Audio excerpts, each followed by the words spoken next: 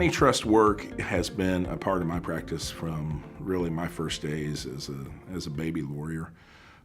It's an area that I think is very important, and one that I have been lucky enough to see some of the best lawyers in the country practice in, and to be a part of cases that have really been important for communities and our country, and have moved this area of the law forward.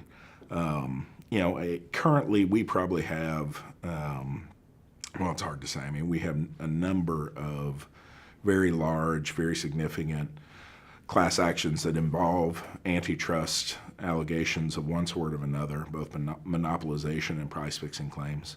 And they all have their different interesting aspects and the things that make those cases unique. Now, when I look at antitrust cases, and the reason why I'm so interested in them personally as a lawyer is that it gives you an opportunity to go out and learn an industry, and put yourself in the shoes of the businessmen and women who operate in that industry and grow it. And I think about a case I had very early on in my career that involved the concrete industry in Indianapolis, Indiana. Concrete cases have actually developed or have contributed significantly to antitrust law over the years. Tends to be a lot of competition violations in that particular industry, and this was certainly true here. It was a classic price-fixing conspiracy. Had some unique edges to it in that the allegations were that there were caps on discounts as opposed to, or limits on the types of discounts that competitors could make in the industry. But once you dig in to any industry, and particularly the concrete industry in this case, you realize that was the price. I mean, and the difficulty is conveying that to a jury or to a judge to help them understand how the industry and its dynamics work. But in that case, we had 5 or 6 defendants. Many had pleaded guilty already to the federal government for their participation in this conspiracy. We had one who had not, but ultimately we were able to resolve the case with them. But as a young lawyer coming up, I think I learned some very important skills. One, again, is to throw yourself in. And you've got to learn the industry. You've got to learn what drives it. You've got to learn, if you are a concrete manager who's setting the price for a job, how you're going to do that. What are the elements? What are the constituent elements of the product you're selling? All of these things are incredibly important, particularly in antitrust cases, which are so driven by just the economic transactions at issue.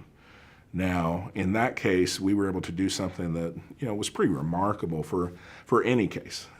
We achieved settlements that exceeded the actual damages that our clients suffered in that case. Antitrust cases have the great advantage of the threat of treble damages. If you're able to go through trial and succeed at trial, then the court has to, as a matter of law, triple the damage award that the jury will award. And for folks who have participated in a conspiracy and know they're on the hook for damages going forward, it's an effective hammer to have to force them to come to the table and deal with the people who are the victims of their conspiracy. So in that case, we were able to get, again, over 100% of the damages that our clients suffered as a result of that price-fixing conspiracy. It was a great case. I'll tell you another anecdote of that case was, as a young lawyer, I'd taken, probably hundreds of depositions by that point, but I'd never taken a deposition in prison. And in this case, we had several of the defendants or their officers who were in jail for this price-fixing conspiracy. So I remember one day, I think the deposition started on Martin Luther King Day, showing up in Terre Haute, Indiana, and walking into the federal penitentiary there. There were so many defense lawyers that we had to set it up in the cafeteria at the federal penitentiary. And it was almost like a Roman amphitheater. I was the one taking questions of this defendant. And so I was sitting right across from him. He was sitting at a table next to a wall. And behind me in a semicircular pattern were about 25 or 30 defense lawyers who would object to practically every question, but it sounded like pops going off all over the background. But it was an important deposition. We got what we needed out of it. Really defined the conspiracy and who was involved. And within months of that deposition, we were able to resolve the case.